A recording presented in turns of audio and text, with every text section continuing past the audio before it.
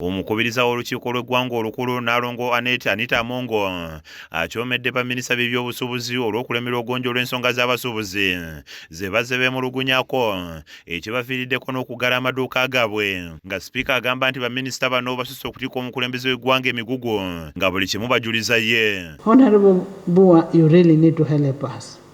They say the president was supposed to meet these traders. Why are you overloading the president? Why don't you people do your work?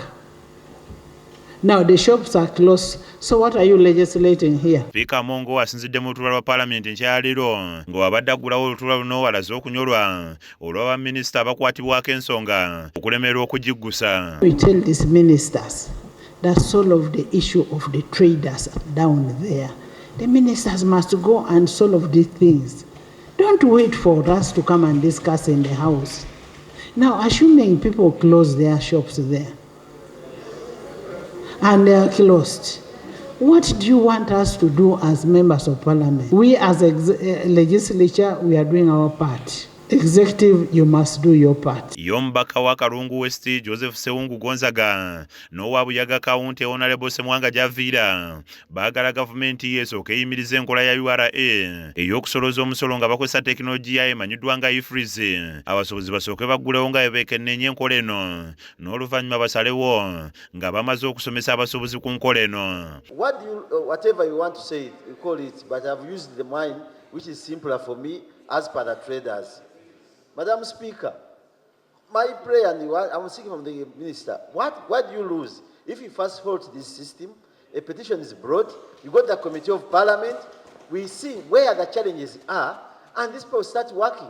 But they will now, Right Honourable Speaker, if every tax to be introduced, for example, taxing in weight and others, is to be put on the same traders, we shall not help the economy from getting money. Right, Honorable? Wano Minisita omubeezi w'ebyobusuubuzi David Bahati wasinzidde n'akakasa Palamenti nti waliwo enteekateeka y'okusisinkana abasuubuzi bano ng'asuubizza nti ensonga zaabwe zakolwako mu bwangu. As government, we are engaged now with the traders. As I speak, we are meeting the Honorable Mwebesa and Honorable Mbadde, I'm meeting with Honorable Kasaija and other leaders of the traders to come up with a solution to the issues being raised.